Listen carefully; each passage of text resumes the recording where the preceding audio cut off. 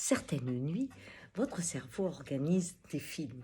Et cela peut être des cauchemars parce que ça vous réveille dans l'angoisse, ou ça peut être des bonheurs parce que ça vous met dans une rêverie souhaitée. Moi, cette nuit, j'ai fait un peu un cauchemar, c'est-à-dire que mon cerveau avait organisé toutes les images qui, même d'une façon inconsciente, j'avais enregistrées sur les intempéries que nous traversons depuis 3 semaines.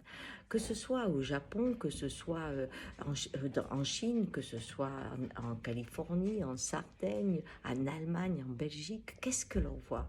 On voit les manifestations des 4 éléments. La terre avec les collets de boue, les tsunamis avec le vent, l'eau, je veux dire, avec les inondations et le feu qui est en Californie, en Sardaigne, qu'on ne peut pas arrêter.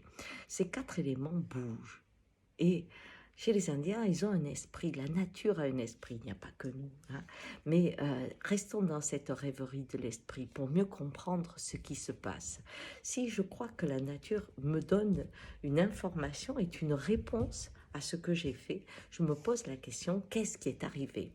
Et j'étais dans cette rêverie cette nuit. Et ce qui apparaît à mon cerveau, qui m'a surprise au début, c'est quoi?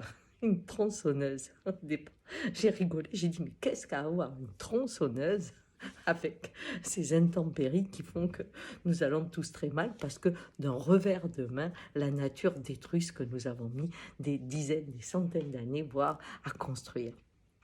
Et en fait, ce qui venait ensuite, c'était notre façon, quand on s'est sédentarisé, de prendre une tronçonneuse ou une hache à l'époque pour commencer à détruire les forêts afin de prendre notre place.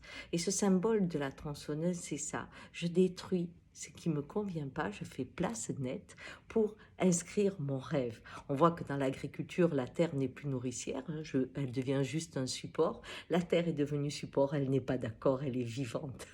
L'eau est devenue moyen, il n'est pas d'accord, il est vivant. L'air aussi, qui est pollué, enfin, n'est pas d'accord, il est vivant. Et en fait, les éléments nous disent, on est vivant. Et nous, on est avec une tronçonneuse. On fait un espace plat pour construire nos rêves. Ce qui se passe au niveau de la nature et nous, c'est aussi ce qui se passe dans nos rapports.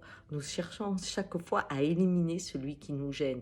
Et aujourd'hui, comme nous devons traverser une crise importante, eh bien, des boucs émissaires apparaissent de plus en plus. Si je détruisais celui-là, eh bien, je serais tranquille.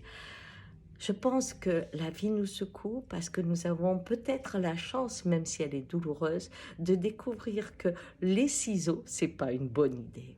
Croire qu'en coupant quelque chose, je me libère, c'est faux. C'est en trouvant l'harmonie du fil et de l'aiguille de pouvoir associer d'une façon agréable et intelligente l'ensemble des éléments que nous trouverons une harmonie dans le monde et en nous. Allez, bonne journée.